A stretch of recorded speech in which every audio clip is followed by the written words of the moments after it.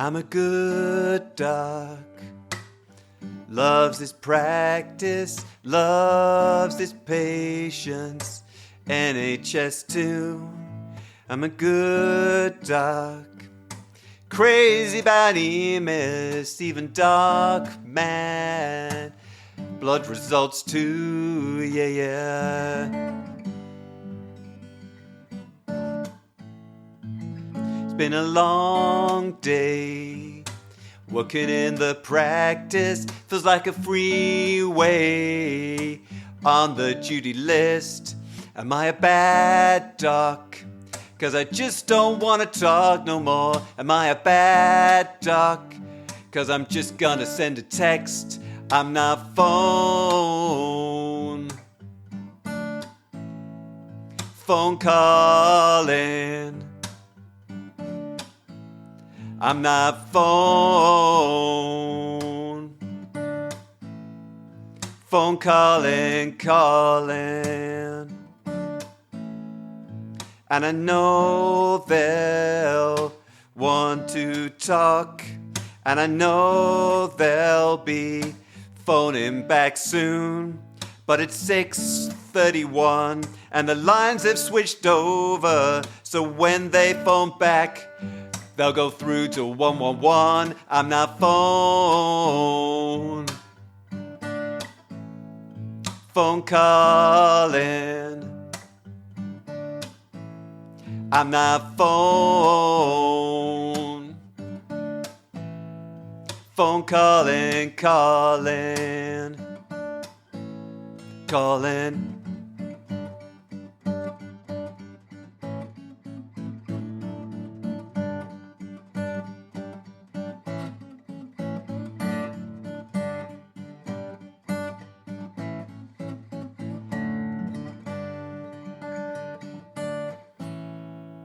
I'm gonna fly away from my computer. I'm gonna have that wee I've been needing all day. Gonna get a biscuit and a cup of tea. Gonna grab my smart card, leave my room for a while. I'm not phone calling. I'm not phone calling. I'm not phone calling. I'm not phone calling.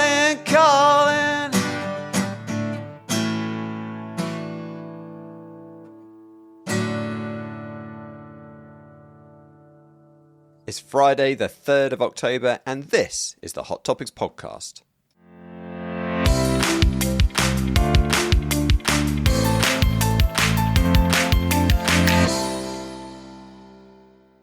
Welcome to the Hot Topics podcast from NB Medical. Neal Tucker here, as usual, to take you through the next 20 minutes or so, looking at some of the latest research relevant to us in general practice from the last month. And we've got 3 great papers today. We've got one on anti-inflammatory reliever therapy, filling a gap in the research to show whether this can be used in children with mild asthma. Our second paper looks at scan pathways and how effective they may be. So suspected cancer pathways for those patients that don't have site-specific 2-week wait criteria, but we feel they need somewhere to go. So we'll take a look at that. And then third, we've got a paper on trends in GP numbers in England. First, some NB medical news. We've just done our live face-to-face courses in London over a couple of days last weekend. That was brilliant, went extremely well. If you missed out and you're interested in a face-to-face course, then keep an eye on the website. We'll be having more dates in the future. In the meantime, we've got a whole series of live webinars coming up. So I'll be running our latest Hot Topics course this Friday on the 10th of October. Day after that, we've got our amazing Women's Health for Primary Care course. Coming into November, we've got our Cardiology and ECG course. That's brilliant if you want to upskill on ECGs. abnormal blood course, palliative and end-of-life care course, men's health course, urgent care course. So that's our brand new updated urgent care course. Cancer in primary care, diabetes, lifestyle medicine. Man, it's all going on. We've got so many courses now. Remember, if you sign up to NB Plus, then you can come on all of our live and on-demand webinars for just £345 a year, which includes a hard copy course book of your choice and lots more, including things like our Safeguarding Child Protection Update, the BLS Refresher online course, our great learning modules as well. There's so much on there. Do check it out. What's been going on in the medical news recently? Well, hey, who needs journals when you've got Donald Trump? I've spent the last couple of weeks feeling pretty guilty about telling pregnant women for years that paracetamol is safe and encouraging all those kids to go and have the MMR jab as well. Turns out we've all been wasting our time reading these mainstream medical journals. And then closer to home, the BMA in England is now officially in dispute with the government following the long-awaited contract change, which means that practices now had to keep e-consults on for the whole day. It felt a little bit like Y2K in the practice, with us waiting for things to implode midweek, but then the day after, everything just carried on. I think for me, one of the most useful things the BMA could do is to tell practices exactly what they have to do. I think it was hugely eye-opening during the previous dispute when we did the whole work to rule thing that most of the actions were not aggressive actions, but merely practices doing just what they were meant to be doing, rather than perhaps all the extras that we thought we needed to be doing for years. So knowing what is the barest minimum a practice can do to satisfy the needs of the contract is hugely valuable. And then practices, of course, can work up from there as you and they and it sees fit to meet the needs of the population within the confines of the budgets that were all provided. Anyway, with stubborn refusal to engage from the government at present, I guess we will just have to see how and where this all pans out. Okay, on to the research, and 3 papers to think about today. 1 clinical, 1 logistical. Actually, I'm not entirely sure that's quite the right phrase, but someone could correct me as necessary. And then 1 organisational, which I think is probably a slightly different term. Where's Susie Dent when you need her? Anyway, on to our first paper. This was published in The Lancet today. Now, we've been talking about asthma on the current Hot Topics course. There's been significant changes to our national guidelines in the last year with the recommendation for anti-inflammatory reliever or AIR therapy for mild asthma in adolescents and adults. So that's a combination steroid and formoterol inhaler, the latter product being a long but rapid acting beta agonist, so you can use it for acute asthma management as well as longer term treatment.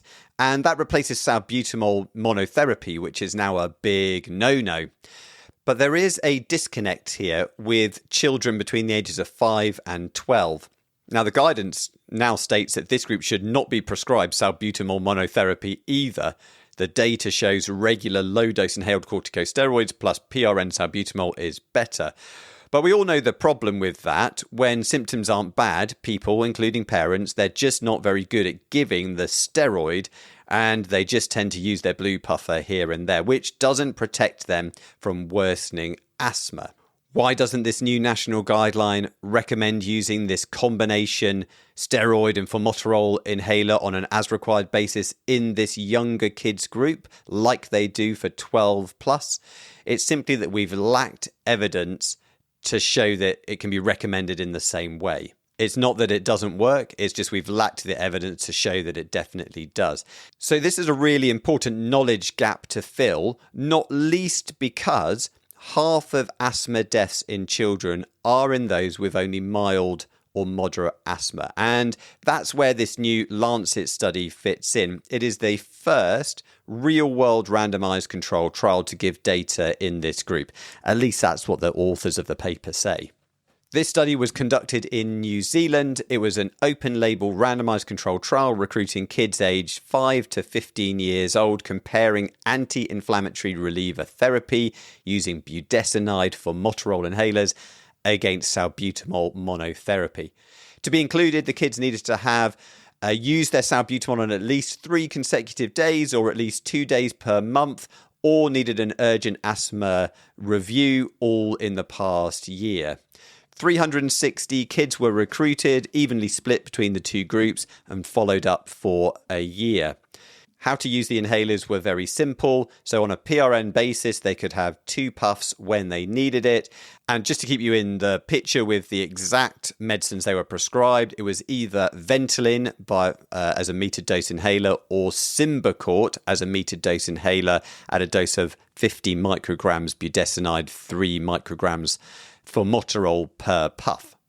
If they had an asthma attack, then the regime was escalated. So in the first instance, that would mean starting regular inhaled corticosteroids, either through a separate inhaler if you're in the salbutamol group, or via their air inhaler in the other group. So essentially, you're then having maintenance and reliever therapy regimes. One interesting observation is, despite these children being treated for mild asthma, when they looked at the baseline characteristics of the group, they all had evidence of ongoing airways inflammation to show their FeNO levels were raised at about 41. That's relatively high.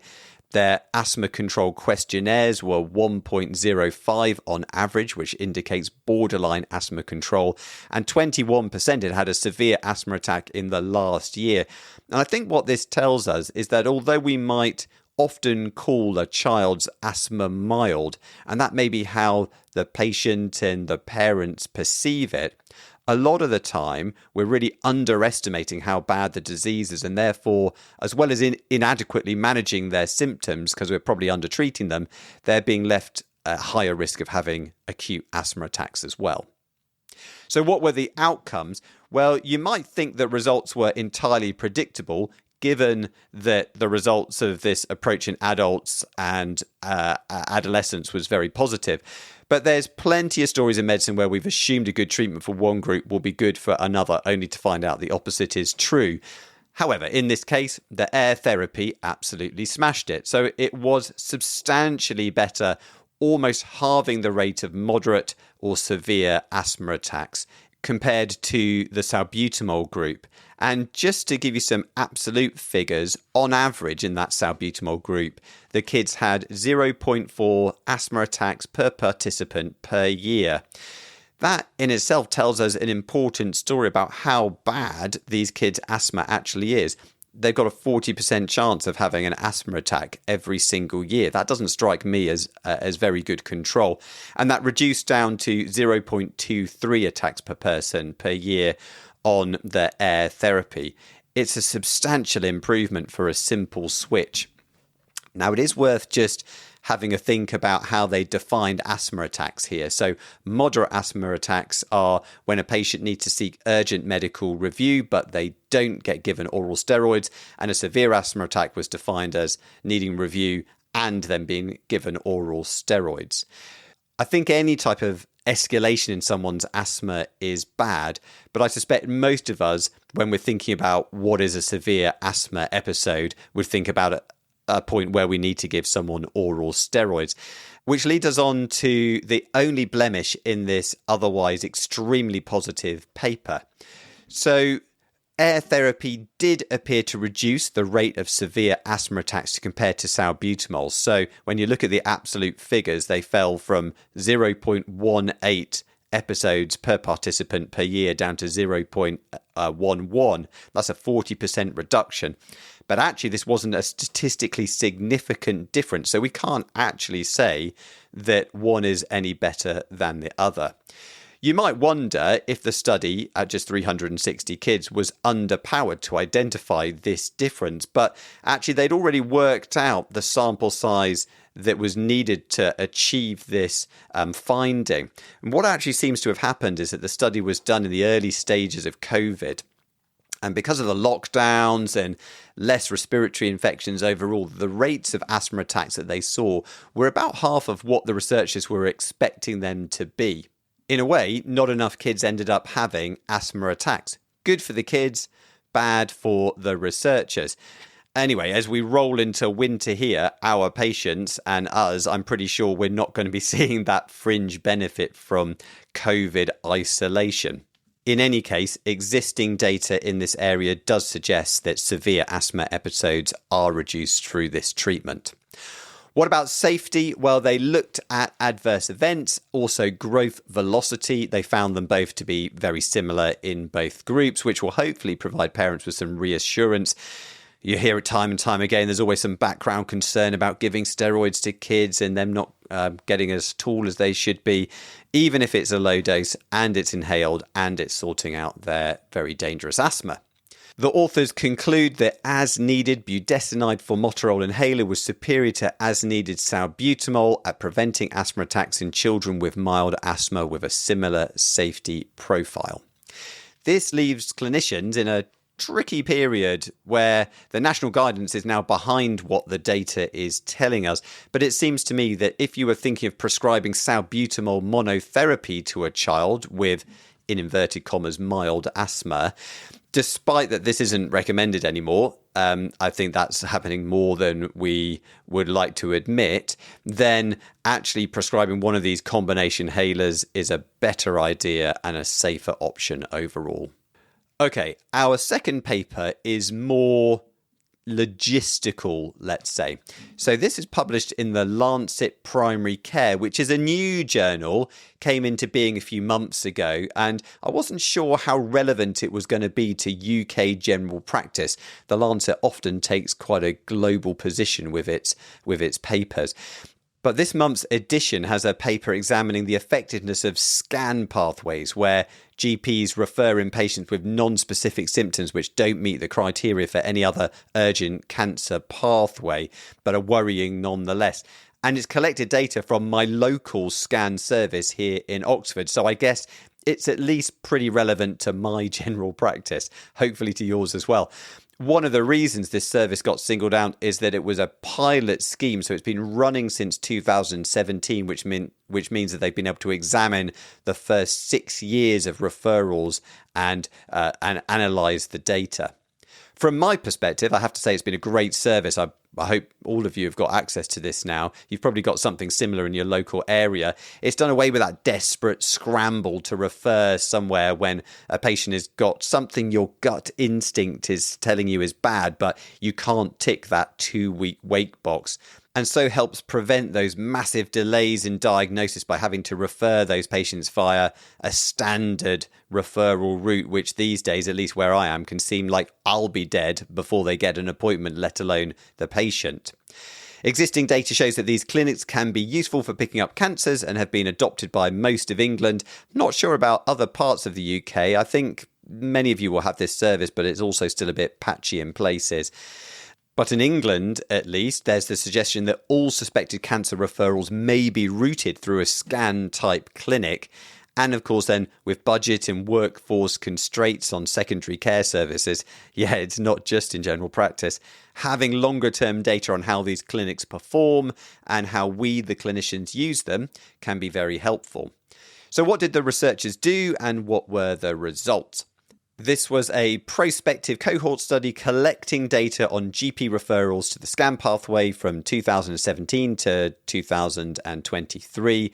To get onto the pathway, patients needed to be over 40 with no other referral pathway options available and presenting with various symptoms such as unexpected weight loss, severe unexplained fatigue, persistent nausea, appetite loss, atypical pain, unexplained test results as well, and also the classic, which is GP's gut instinct that there's something seriously wrong like cancer.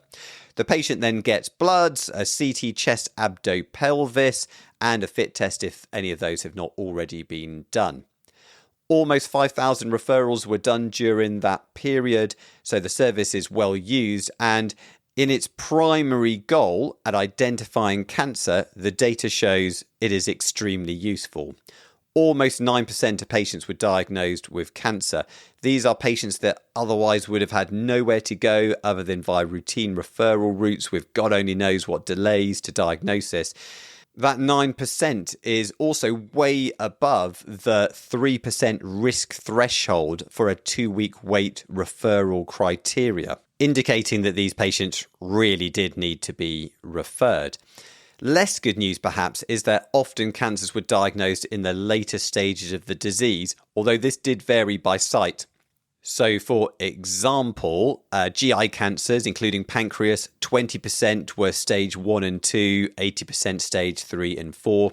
Better news for lung cancer, 40% picked up at stage 1 or 2, which is actually better than the staging via the standard lung 2-week wait pathway. The most common cancers picked up were lung, so that was 20% of them, pancreatic, 11%. I mean, pancreas is a really hard one to pick up, and the other pathways to get to identify are normally pretty poor, so that sounds pretty good to me. Colon, 10%, breast, 8%, non-Hodgkin lymphoma, 8%. I won't go through the whole list. But it's not just cancer diagnosis that the pathway is useful for. Non-cancer causes were found in 11% of patients. I think there's huge value in just being able to understand why a patient has their symptoms and be able to explain that to them. So I think this might be considered significant added value. The team also examined for correlation between why the patient was referred and subsequent cancer diagnosis, and there were lots of clinical features which increased the likelihood of cancer. Too many to cover here, but the key ones to highlight were GP gut instinct or gut feeling, really important. Also, the presence of unexplained test results, things like a raised alkaline phosphatase, white cell count, calcium, when combined with pretty much any other symptoms. The authors pose the question about how all this modifies the long-term outcomes for patients, which I think is essentially setting themselves a question to keep themselves in the job, as inevitably more research will be required. But they conclude generally that these pathways and how we use them identify a relatively high proportion of patients with cancers that are harder to diagnose, as well as a range of non-cancer diagnosis, which to me at least seems to be a good thing. Finally, we have a paper in the BMJ titled Trends in the Shortfall of English NHS General Practice Doctors. I generally try and keep things pretty clinical, but this sounds like it was made to be talked about on a general practice orientated research podcast. So here we go. The backdrop here is a system where GP training job numbers are going up, but there's a lack of jobs at the end for those who are newly qualified, as well as those who are oldly qualified as well. So this feels quite timely. I initially worried that this was just going to tell us the obvious, that rates of GPs are going down, which it does. But it also juxtaposes this against what we're seeing in hospital medicine, which is eye-opening, if not a bit depressing. This is a repeat cross-sectional study, which I don't really know what that means, but the authors used 3 sources, the GMC, GP registers, the GP performers list, and NHS England workforce statistics databases to track changes in GP numbers between 2012 and 2024, and then compared them against specialist doctors. At the end of 2024, there were 58,500 GPs on the GMC register, 56,000 on the performers list, so a little less, but only 38,000 by head count and 28,000 by full-time equivalent GPs in NHS general practice, which is a huge gap. I think maybe many of us would not be surprised about the reduction in the amounts of full-time equivalents. People like me working with MB Medical, I'm not doing 8 sessions in a practice because I've got a second job. Many of you will be very similar. But the difference between headcount is quite surprising, and it implies that around 30% of GPs on these registers aren't actually working at all in NHS general practice. In fact, over the last decade, the proportion of GPs not working in general practice has gone up from 27% to 34% by headcount and from 41% to 52% by full-time equivalents. The result is, when you take population growth into account, there are now 15% more patients per full-time equivalent GP than a decade ago. I guess some of that gap will have been filled by non-GP clinicians now working in the practice in wider roles. This contrasts dramatically with hospital consultants whose numbers have increased hugely by around 50% in just a decade and who mostly work full-time, it's fair to say, meaning that the numbers of patients per consultant has gone down by 18% rather than up, as we've seen in general practice. This, I think, is clear data that more needs to be done by the government, who have repeatedly expressed the importance of primary care and preventative medicine to improve retention and utilisation of GPs in general practice. You could say, well, GPs should just work more, but the reality is there aren't the jobs and there isn't the money to pay for those jobs to allow GPs to do that.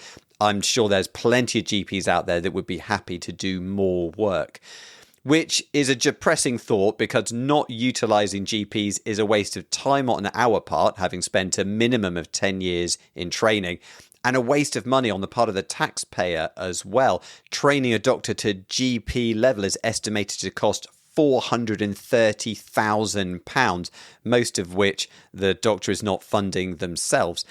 I am not one of these people that thinks we should force doctors to work in the NHS for years after qualification to extract value from that investment. It seems quite hypocritical to me to suggest that when for years we've been pilfering the best international healthcare professionals from all over the world to prop up their NHS. What I think we need to do is make our hospitals and practices environments where doctors don't feel the need to move abroad because their working lives here are so poor.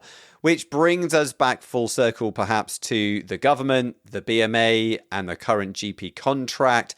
But I don't want to get political on the podcast today, especially not at this point. As the authors of the BJGP paper conclude, dealing with the factors driving an increasing proportion of GPs to retain their license but not practice in NHS general practice is essential to strengthening community-based care and improving the effectiveness of NHS workforce planning. Well said. Let's hope someone listens. Okay, that's it for the podcast today. Thank you so much for listening. Don't forget to check out the nbmedical.com website for all of our courses coming up. Come and join me next Friday for our latest Hot Topics webinar. And you can always get in touch. So we're on X, formerly known as Twitter. We're on Facebook, and you can email on hottopics@nbmedical.com. And I'll be back with the next podcast on the 7th of November. See you then. Bye-bye.